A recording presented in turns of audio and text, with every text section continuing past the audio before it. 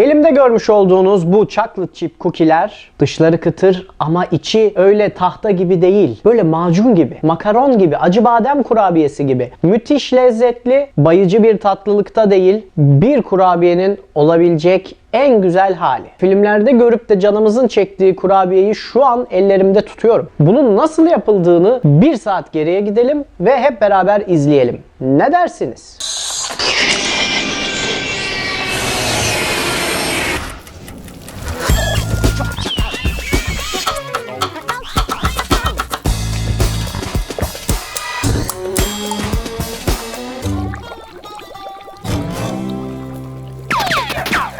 Çakal lezzetler.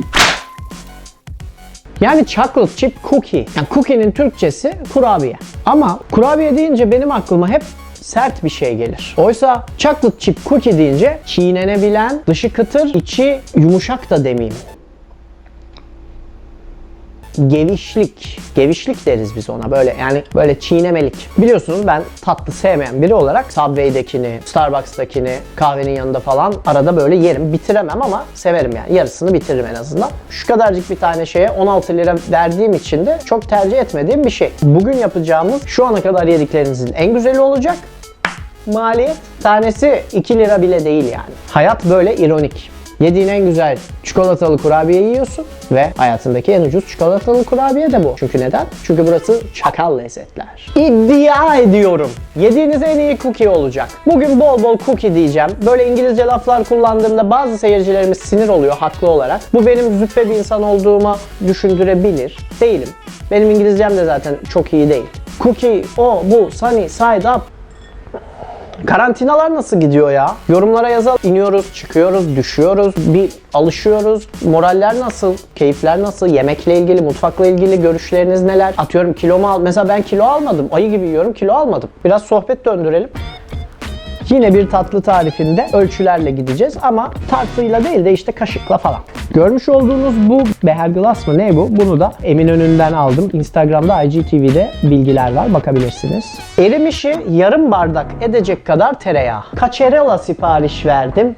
Cacerolam henüz gelmedi. Bu en iyi cacerola da yapılır aslında. Tereyağını kontrollü bir şekilde kavuracağım. Bir an başından giderseniz yanma sürecine girebilir.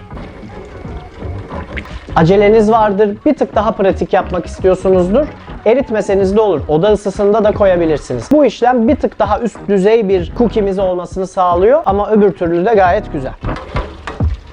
Şu an burası adeta bir İskenderci, adeta bir gece yarısı 3 çorbacı. Para ister misin abicim? İsterim abicim gibi koktu. Şöyle altın rengini alınca altını kapattım. Köpükten görünmüyor tabi de. Bunu dikkatlice bardağıma koyup ölçeceğim.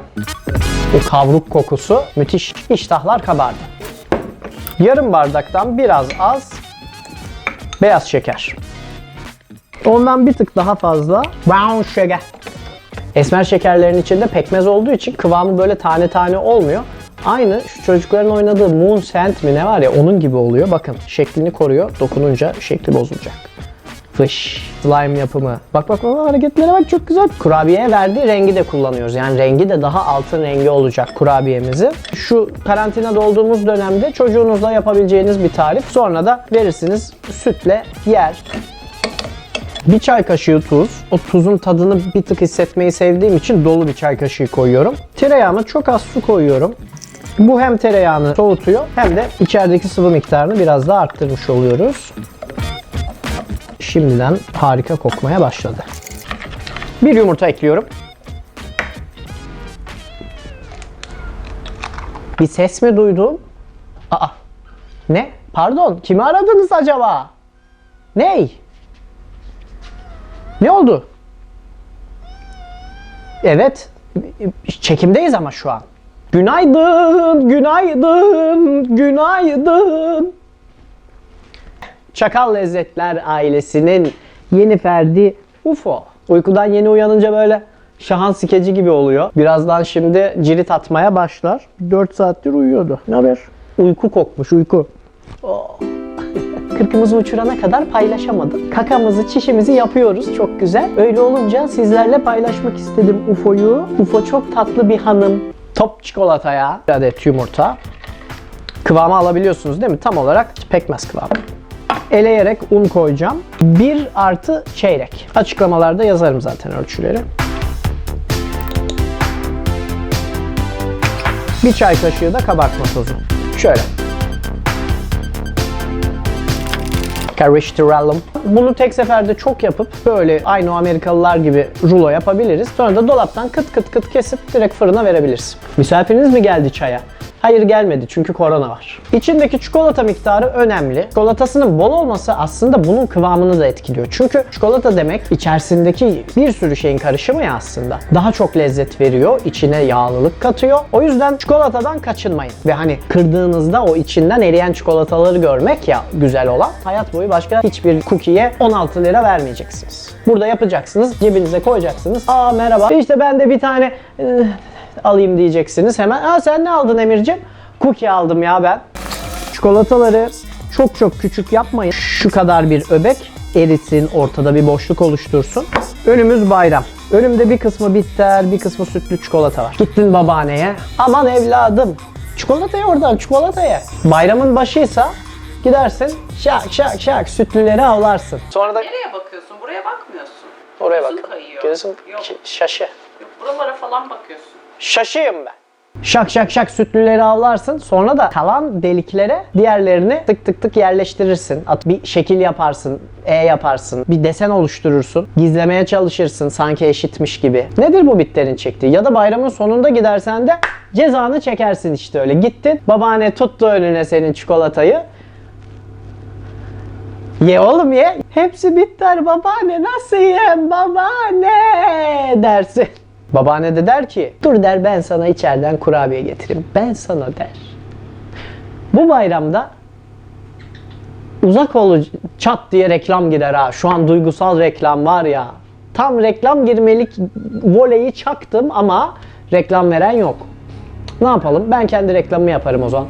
Bu bayramda uzakta olsanız, büyüklerinizin elini öpemiyor da olsanız, onları Zoom'dan falan arayın. Sevinirler.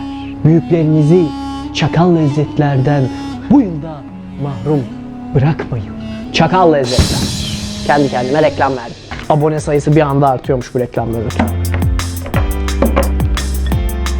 İyi bir cookie yapmaya çalışıyoruz. Kalitesini bozmasın ama gidip de pahalı çikolatayı da almayın tabii. Gerek yok. Baksanıza şuna, zaten sakız gibi ya. Kıvama bakar mısınız ya? Fırını 180 dereceye açtım. 180 derecede 10 dakika pişireceğiz. Çıt. Neredeyse her bölümde söylüyorum ancak fırının büyüklüğü, modeli herkesin değişiyor. Zaten 10 dakikacık camının önünde bekleyerek, gözeterek yaparsanız iyi olur. Çünkü pişmesinin kıvamı çok önemli. Bir tık fazla tutarsanız bu sefer o kıtır kıtır bir kurabiye oluyor. Lezzeti yine fena olmuyor ama içinin yumuşaklığını kaybedersek yazık olur. Şimdi 10 dakika dinlendirdim. Onları fırına vereceğim.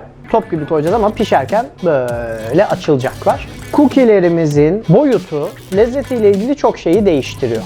Büyük ve kalın cookie'ler, böyle o Amerikan filmlerindeki o şekilsiz cookie'ler, o ortaları daha yumuşak oluyor tabii ki. Daha ince olunca daha kıtır oluyor. Bir de çok büyük cookie tek seferde bitmiyor. Ye babam ye, ye babam ye bitmiyor. Küçük cookie'nin de öyle bir güzelliği var. Atıyorsun ağzına, bitiyor gidiyor. Ben şimdi bir kısmını büyük, bir kısmını küçük yapacağım. Bunu genelde dondurma kaşığıyla koyarlar. Çok yakın yapmayın ki yapışmasınlar. 180 derece ısıttığım fırında 10 dakika pişireceğim ama gözeterek pişireceğim.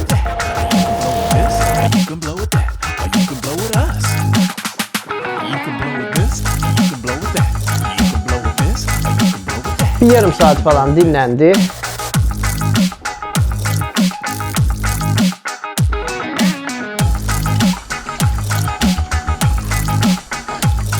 Yediğiniz en iyi cookie olacak. Diğer yerlerde yedikleriniz kıtır kıtır kurabiye gibi. Arada çok fark var.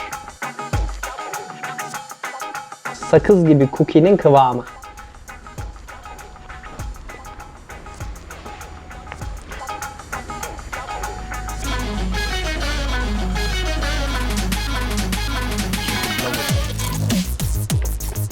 Kapatın o zincirleri. Kapatın. Kahve satmaya devam edebilir. Kurabiye satmasın artık. Çünkü neden?